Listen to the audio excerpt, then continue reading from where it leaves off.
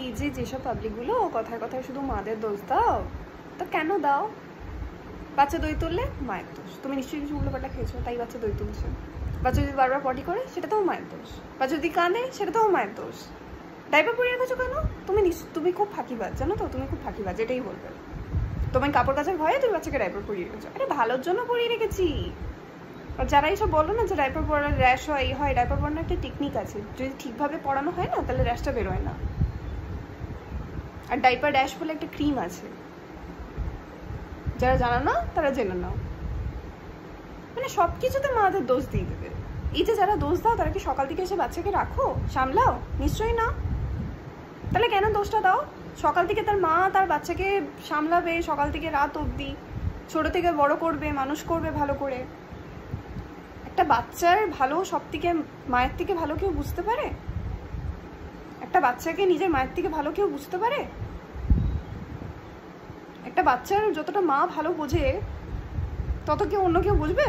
বুঝবে না না। তাহলে তোমরা এই জ্ঞানটা কেন দিতে আসো? সব ব্যাপারে মায়ের কেন দোষ দিতে আসো? মাদের ভালো দোষটা, ভালো গুণটা তো একবারে দেখো না, শুধু দোষ দিতে পারো। 9 মান্থ পেটে রেখে একটা মা তার বাচ্চাকে জন্ম দেয়, আর তোমরা তারই দোষ দাও। কি সুন্দর! হ্যাঁ, তুমি এরকম করে রাখতে পারো না, তুমি ওরকম করে রাখতে পারো না, এটা খাওয়াতে হয়, এটা ভালো সেটা ভালো। এই তুমি পারোই না, মাটাই না বাজে, মাটা একদম ভালো না।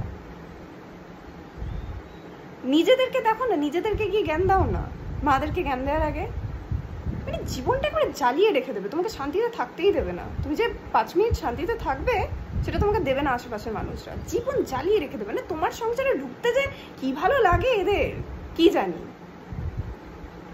মানে মাথা পাগল করে রেখে দেয়। মানে মনে হয় বলে না যে মায়ের থেকে মাসির দরদ বেশি, সেটা। বাচ্চাকে সামলাবো আমি, সব করবো আমি, সকাল থেকে খাটবো আমি, আর জ্ঞানও শুনবো আমি। কেন শুনবো? তোমাদেরকে জ্ঞান দিতে চাই আমি? সব ব্যাপারে মাদের দোষ দিয়ে দেবে। মানে যে ছোট থেকে মানুষ করবে তারই দোষ।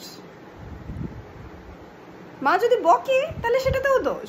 মা যে কতটা ভালোবাসে সেটা কোনোদিন বাচ্চাকে বলবে না, ও মা বকেছে, মাকে মারবো, মা খুব বাজি। একবারও বলবে না যে মা কত ভালোবাসে, মা কত করে, কোনো দিন বলবে না। মানে আশেপাশের লোকগুলোই না এরকম, ভালো দেখতেই পারে না, আর খালি থেকে থেকে জ্ঞান দিয়ে চলে যাবে। মানে তোমার ব্যাপারে ভালো বলবে না, তারিফ করবে না, খালি বদনাম,